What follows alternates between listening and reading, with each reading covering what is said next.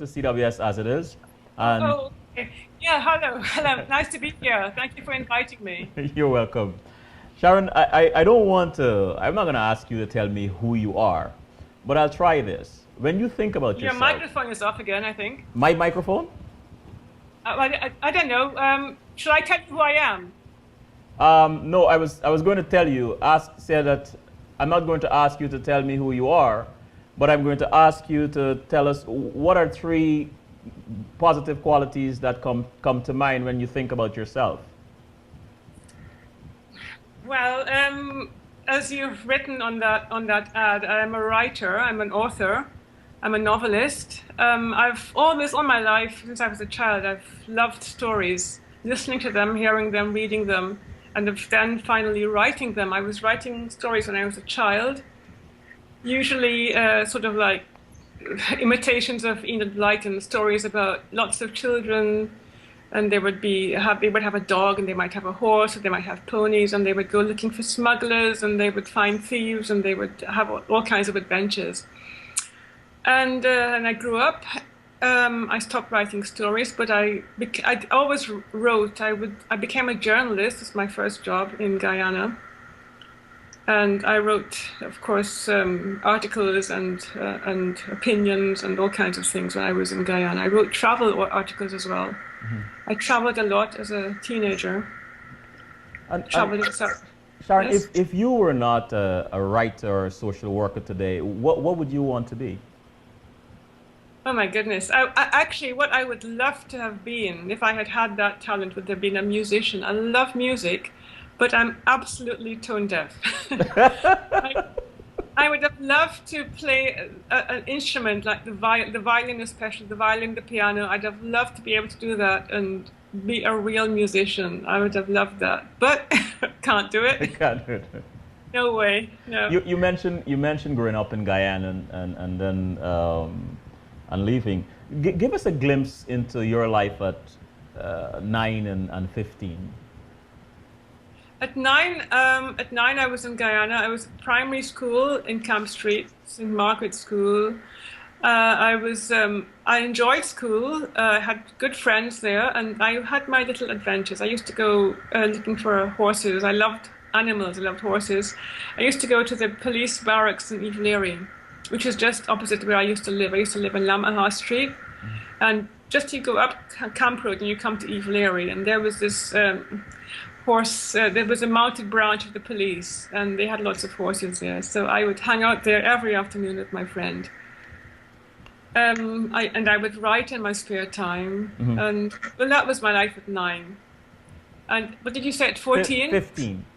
15. Mm-hmm. 15. Oh gosh, 15. At 15 I was back in Guyana. I had gone to England for 4 years to boarding school, and I came back to Guyana when I was 14. And I was attending Bishop's High School in Guyana, and I had my first proper friend. It was Pratima, and she and I were just having fun. We didn't take school very seriously. We were embarking on a lifetime of what we thought would be just partying, fun, laughing, giggles, playing the fool, and that was us at 15. It was great. And your parents, what are your fondest memories of them as a child? I don't know if you know, my parents are divorced or were divorced since I was 3. That was very, very rare at that time because it was the 50s. So my mother divorced my father, left him, and took me with her. She was always a working mother, so I didn't really. She was a really good mother in one sense, but in the other sense, I missed her as the more mothering type who would cook for me and all that. So that's what I thought. That's what all mothers were except for her.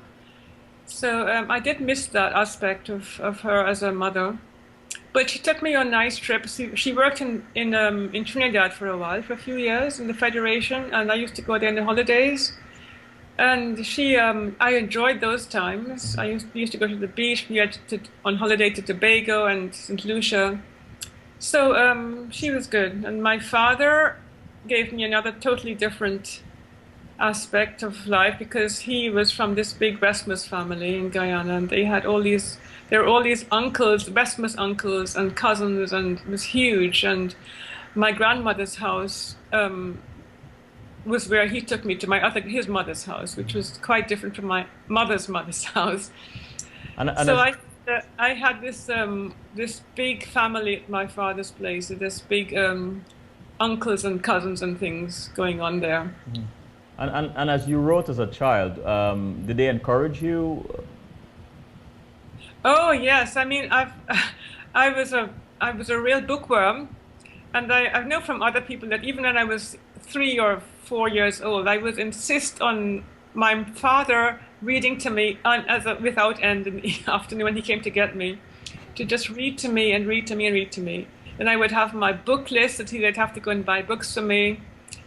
Then I joined the library and I'd get my own books, but I was constantly pestering them for books and stories. Yeah.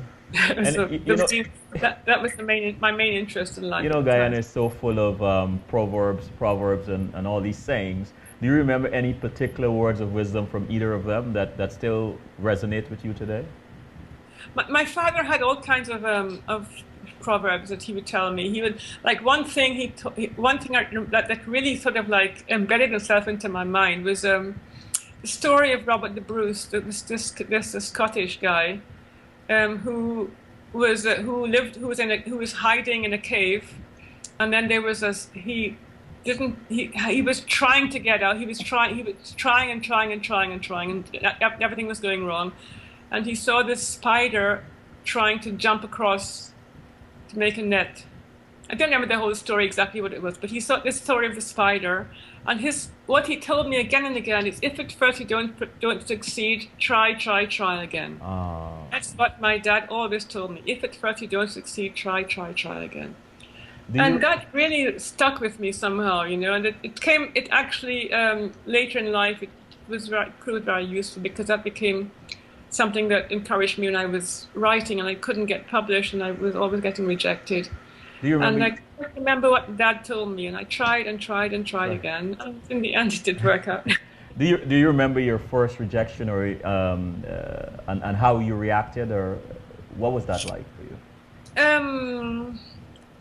First rejection was actually good, because it proved to me that I was actually in the business. That's a positive way of looking at it. But the thing is, after that, I wrote a big, long novel. It was first I wrote a children's book, and that was the one that got rejected. But I was happy about that, because I didn't really want to write children's books.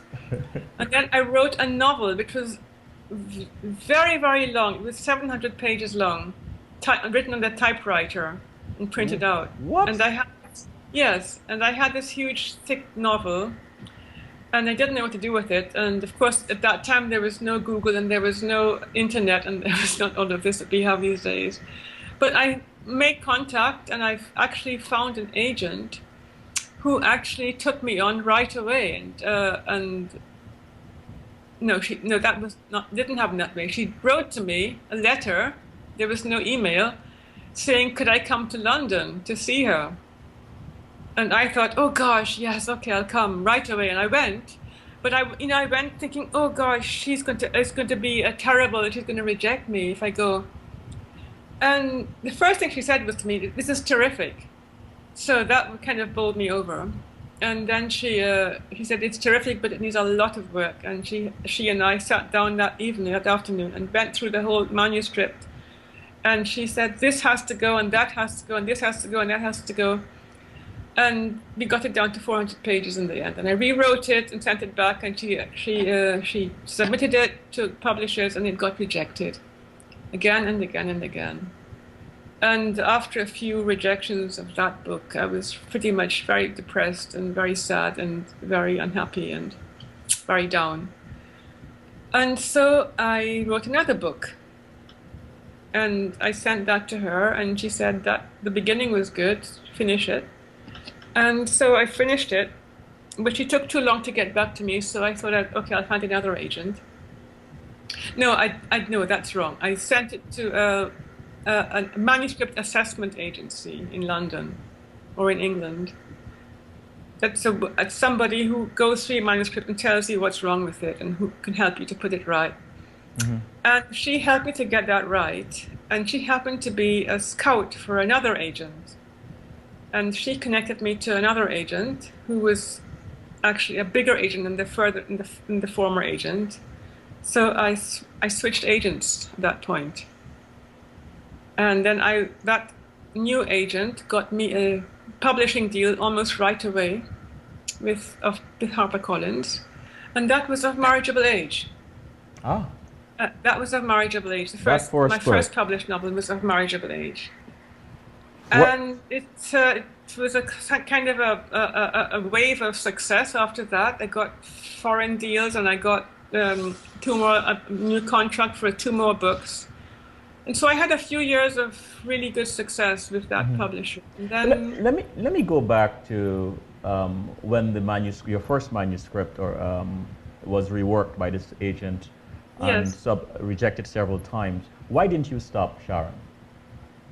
Well, because I had to finish it. I had to get it done. You know, it was like my life's blood was in this book, and I just had to do it because of what my dad said. Just try and try and try again, and I just kept going on with it, you know, and reworking it and getting it finished and getting it done. But the publishers didn't want it, and I understand why now. And that book was never published in the end. So. Of Marriageable Age, yes. Right? A magical story of forbidden love. Yes. Why that particular story? What inspired it?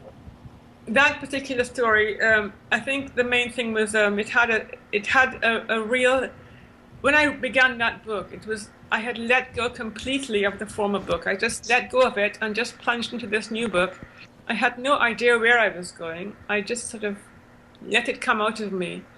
And it was this sense of freedom that I could just let things out of me, that I could just let the story, it was as if the story was already written inside me. I could just let it out. And that was, I think it had a certain spirit, this Of Marriageable Age. And that is this word magical, because I felt magic in it, in writing it. And I think that came through somehow. When did you realize you had a good story? I just felt this magic in me. I just Gotcha. felt it, and I knew it was real, and I knew the book was good somehow. I knew it was good, and still I had let go of any expectation of publication. I think that was one of the reasons I managed to really just let go and just write it for the sake of writing a good book, of letting this story just be a story for its own sake, and not because I want to get published, not because I want to see my name on a book on a bookshelf, in a bookshop, just to get a good story down.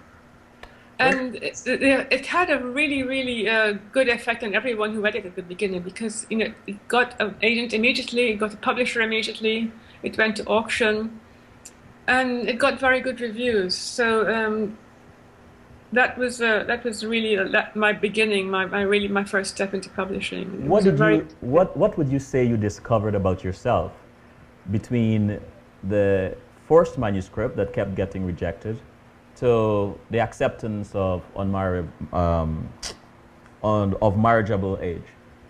Well, the first manuscript, I wrote it to get published, because I really wanted to get published. That was just to be a writer with a name on a book. Of Marriageable Age, it came because the story had to come out, and it was a story that drove the book, that drove the writing. And it was the ability to let go and to write without the expectation, to write even without ego, because I didn't want it for myself. I wanted it just to be itself. If you understand me, to let go of me and my need to be successful and my need to have it accepted.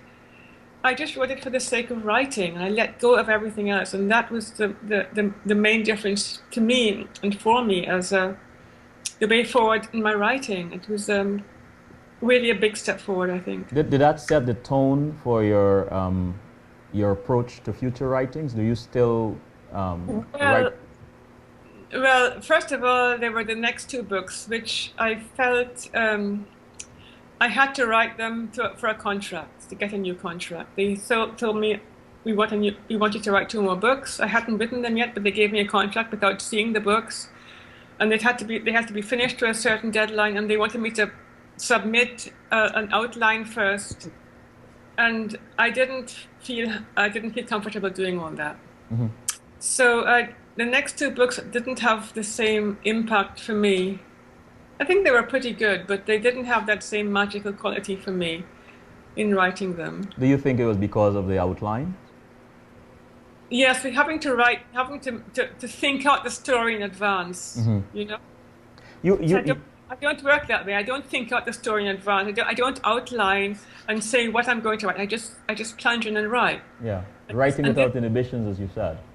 Yes, Mm-hmm. and this having to artificially create an outline and to mentally create this book in advance. I think it was almost deadening for me. I didn't like it at all, and I told my editor that, but she said, "Well, just do it. You know, I have to get the contract. Just do it." So I did it, and I didn't finish those two books, and they were okay, but it didn't have the same heart to them that the other one did. What is it about writing that appeals to you? I'm a very, very shy person, and I don't like talking very much. Mm-hmm. I love people, but I don't like talking to them very much. If you can get me. Yeah, I understand. Usually I'm a listener. You know, I would sit around in a group of people and just listen to them and take part, but I wouldn't contribute. And yet I want to contribute. I don't know if you can understand Yes, that. I can. Yeah. So writing is a way of communicating, which I can't do in speech as well. And I somehow to communicate things that are inside me, which I can't do through speech. So it was like a release of all these things inside me, all this, what I wanted to say, and get it out and just write without limitations, really. Talking about this quietness, this quietude Yes. that you prefer, I want to arc back to Guyana. In your Yeah. quiet moments when you're sitting down and not writing, just listening, what as a child, what are some of the things you were hearing? I can tell you about that very, very, very, very clearly. It was when I was about 8 or 9. I told you my mother worked in Trinidad. She worked for the Federation. It was the West Indian Federation at the time. She worked there, and she used to send for me in the holidays. And I used to go and stay with my uncle and hang out at her office. And I remember what happened at those times was that I would sit next to the air conditioning unit in this office. It was high up. It was the 6th floor of a federal house in Port of Spain, and I would sit there and just not do anything. Just sit there and think and philosophize. So I put philosopher in my bio for you. I would just try to figure out what it's all about, and I would ask, who am I? What am I doing here? What's my life like? What is my life? Who am I really? And I would wonder about the phenomenon of thoughts. Mm-hmm. What is a thought? Where does it come from? Why do I have these thoughts? Where are they coming from? Why do I have to think all the time? Can I stop thinking? This would really, really drive me to go into this question of who am I? Why do I have thoughts? Where do thoughts come from? What is behind thoughts?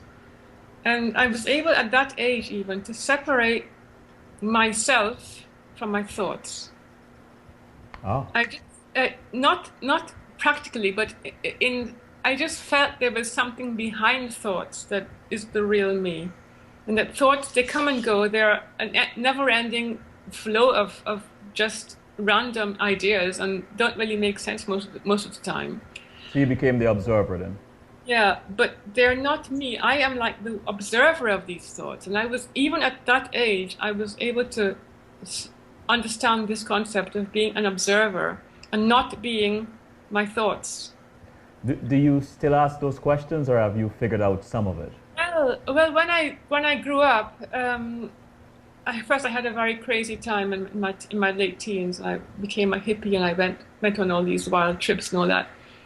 But then I had some very, very harsh experiences, which it's another story in itself. Okay. And you'll have to ask about that, because that's actually the beginning of it all. Past experiences. I dropped out of society. Ah. Like as one did in those days, Yeah. as a teenager or as a young person. I dropped out, went traveling in South America with some friends, and just sort of like hitchhiked through the continent from here to there without any plan, without any kind of concept of ever holding down a job again in my whole life. But what did that feel like? I mean, having the power to just go without a plan, without a destination. It was utterly amazing.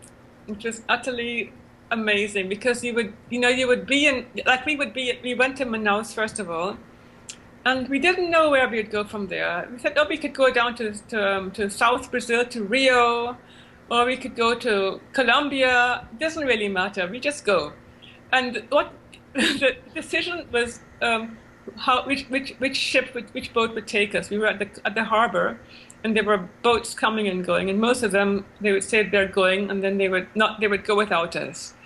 So we just took the first trip, the first boat that would take us. We took it, and that went to Colombia. So we hadn't planned to go to Colombia. We just went to Colombia, to the back entry of Colombia. That was in the Amazon. And that is, so we went up the Amazon to this town called Leticia, which is at the back door of Colombia. And from there we crossed over into Peru. And then from there we just took off down to Peru, and just from here to there, never knowing where the next stop would be. And it was utterly amazing, because every place we went to, there was some adventure waiting for us, some people we would meet, and something going on, and it was utterly fantastic. Is that a kind of approach you take to writing your books these days? Yeah, exactly. And that was, it was just like living in the present, really living from day to day, not planning anything. How did your family react to your first book of Marginal Age? They had no option. They had no choice in it. I just went. I was anyway pretty much very independent anyway. My mother never tried to influence me in anything, so I just told her I'm going, and I went. I didn't write very often, and when you think of today's kids who have to, when they go anywhere, they have to email and they have to Skype and everything every day.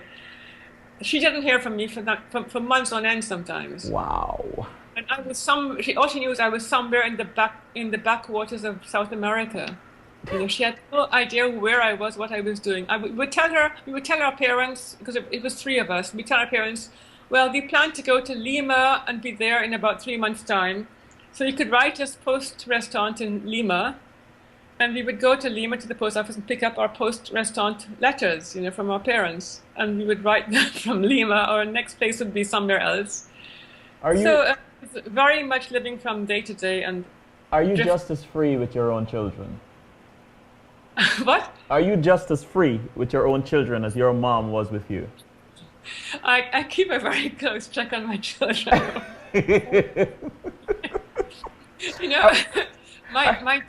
My daughter went traveling in Asia in the middle of her studies, and I didn't want her to go for a start. I told her not to go.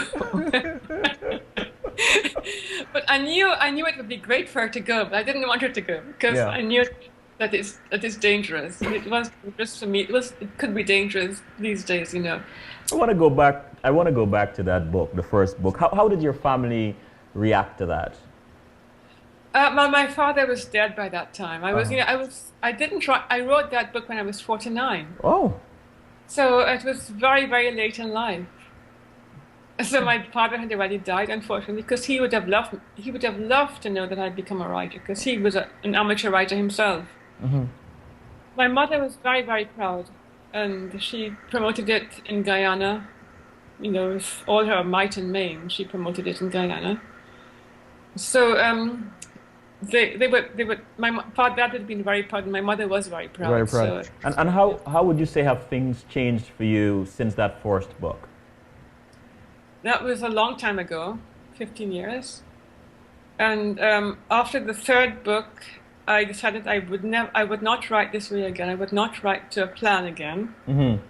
So I sat down and just wrote the next book the way I wrote of Marginal Age. And it was a book set in Guyana, and I loved writing it, and I felt it was a good book.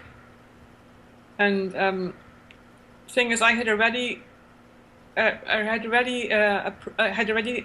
told my editor that I would write to a plan, and I was going to send her a plan. And instead, I sent her a complete book set in Guyana. Mm-hmm. And the publisher didn't want that, and it was rejected. And even though I thought it was a very good book, it was rejected because they said that a book, Guyana is a country, nobody ever heard of it. And they didn't want that. Mm-hmm. They wanted me to write a book set in India, again, like of Marginal Age. And I had written a book about Guyana.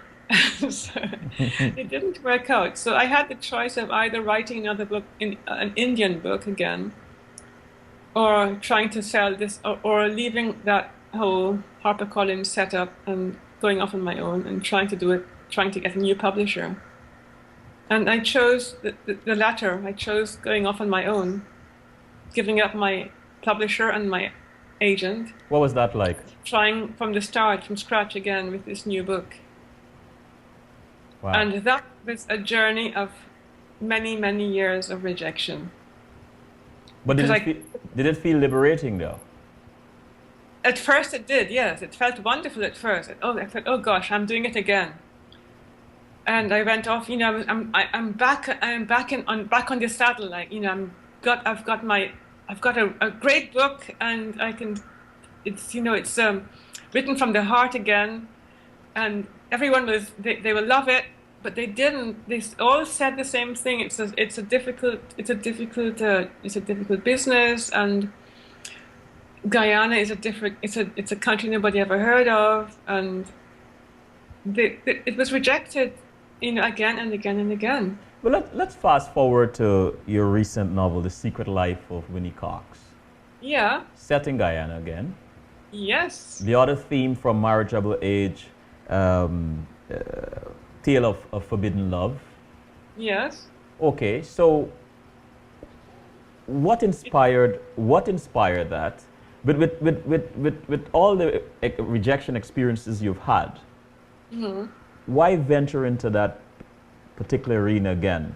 Guyana and Forbidden Love. I was determined to write a Guyana book. So all the books I wrote after that were all set in Guyana. And I wrote several, and all rejected. What is it about you we're not finding out this afternoon, Sharon? Share with us. Why that determination to pursue something that publishers have been rejecting? Why? Because I felt it was important. It was important to myself, because I wanted to, I wanted to have this need to express something and to communicate. And I knew I was a writer. I knew that was what I was, heart and soul. And if I'm going to be a writer, I have to write about what I know, which is Guyana. I grew up in Guyana. I loved Guyana. I feel it has an incredible history, and it had lessons for me. And I really felt I had to write books set in Guyana about Guyanese. So nobody wanted them. What comes to mind when you think about Guyana? Oh gosh. Well, I grew up in Georgetown, and Georgetown in those days had Georgetown. What can I say? It was heaven on earth, really, for me. It was had such a mellow, sweet, friendly, beautiful. It was incredible. First of all, physically, it was a beautiful city. It was the Garden City in those days. It was beautiful. These beautiful old white houses. the trees all over the place, trees, the avenues, the flamboyant trees, the flowers, the big gardens. It was amazing. But the atmosphere was such a peaceful, clean, beautiful atmosphere. And that's the feeling, whenever I think of Guyana, of Georgetown, that's the feeling I get again, of this beautiful city and this mellowness and this serenity that was alive then. Mm-hmm. Mm-hmm. And so the secret life of Winnie Cox. Yeah. Tell us a little bit about that.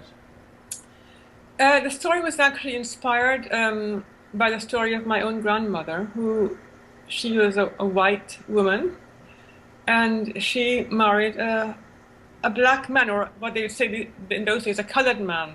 And I thought this is in those days, the 1910s, 1912, in those days, it was quite a daring thing to do, and I didn't know her story, and I really wanted to figure out how could this have happened. And an aunt of mine told me some things about her, told me a few things, told me her story, and so I thought this is actually a fantastic story. Mm-hmm. But I can take these the bones of her story and write a new story based on that. So Winnie Cox is she inspired it. My grandmother, her name was also Winnie. Her story inspired it, I would say, but the details are all fiction. I mean, my grandmother didn't live on a sugar estate, which is where my Winnie is on a sugar estate. A white girl on a sugar estate. Her father is a plantation owner, and she's growing up in what she believes is a beautiful paradise with flowers and birds, and it's a lovely place. A sugar estate. The Europeans had a wonderful time in the sugar estates, and she thinks everything is wonderful. And then she discovers that it's not. That there's this ugly underbelly of estate life. Well, I'll tell you what. Sharon, let's take a quick break, and when we return, I would like you, if you don't mind, read an excerpt for us. Is that possible? Yeah, that's exactly the point I've come to. Yes, exactly. Okay, let's take a break. Okay.